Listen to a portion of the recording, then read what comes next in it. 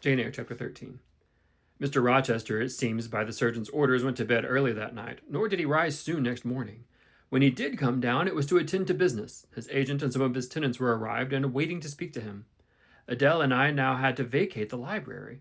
It would be in daily requisition as a reception room for callers. A fire was lit in the apartment upstairs, and there I carried our books and arranged it for the future classroom.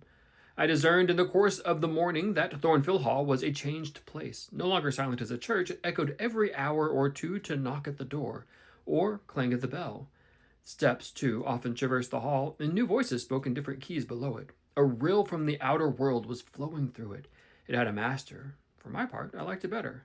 Adele was not easy to teach that day. She could not apply. She kept running to the door and looking over the banisters to see if she could get a glimpse of Mr. Rochester.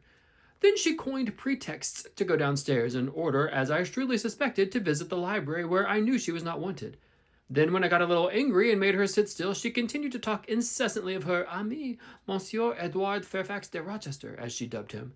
I had not before heard his prenomens, and to conjecture what presents he had brought her, for it appears he had intimated the night before that when his luggage came from Millcote, there would be found amongst it a little box in whose contents she had interest. And that must mean, she said, that there will be a gift inside for me and perhaps for you too, miss. Mr. Rochester has talked about you. He asked me the name of my governess and if she wasn't a small person rather than a little pale. I said yes, because it's true, isn't it, miss? I and my pupil dined as usual at Mrs. Fairfax's parlor. The afternoon was wild and snowy, and we passed it in the schoolroom. At dark, I allowed Adele to put away books and work and to run downstairs, for, from the comparative silence below and from the cessation of appeals to the doorbell, I conjectured that Mr. Rochester was now at liberty. Left alone, I walked to the window, but nothing was to be seen thence. Twilight and snowflakes together thickened the air and hid the very shrubs of the lawn. I let down the curtain and went back to the fireside. In the clear embers, I was tracing a view not unlike a picture I remembered to have seen in the castle of Heidelberg on the Rhine, when Mrs. Fairfax came in, breaking up by her entrance the fiery mosaic I had been piecing together, and scattering too some heavy, unwelcome thoughts that were beginning to throng on my solitude. Mr. Rochester would be glad if you and your pupil would take tea with him in the drawing-room this evening, said she. He has been so much engaged all day that he could not ask to see you before. When is his tea time? I inquired. Oh, at 6 o'clock. He keeps early hours in the country. You had better change your frock now. I will go with you and fasten it. Here is a candle. Is it necessary to change my frock? Yes, you had better. I always dress for the evening when Mr. Rochester is here.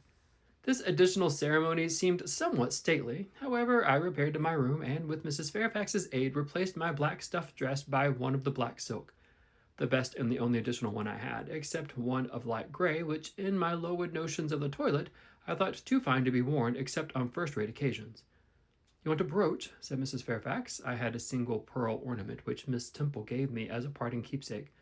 I put it on, and then we went upstairs. Unused as I was to strangers, it was rather a trial to appear thus formally summoned in Mr. Rochester's presence. I let Mrs. Fairfax precede me into the dining-room, and kept in her shade as we crossed the apartment, and, passing the arch, whose curtain was now dropped, entered the elegant recess beyond. 2 wax candles stood lighted on the table, and 2 on the mantelpiece. Basking in the light and heat of a superb fire lay Pilot, Adele near him. Half reclined on a couch appeared Mr. Rochester, his foot supported by the cushion. He was looking at Adele and the dog.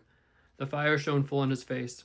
I knew my traveler with his broad and jetty eyebrows, his square forehead made square by the horizontal sweep of his black hair. I recognized his decisive nose more remarkable for character than beauty, his full nostrils denoting, I thought, color. His grim mouth, chin, and jaw, yes, all 3 were very grim, and no mistake. His shape, now divested of cloak, I perceived harmonized in squareness with his physiognomy. I suppose it was a good figure in the athletic sense of the term, broad-chested and thin-flanked, though neither tall nor graceful.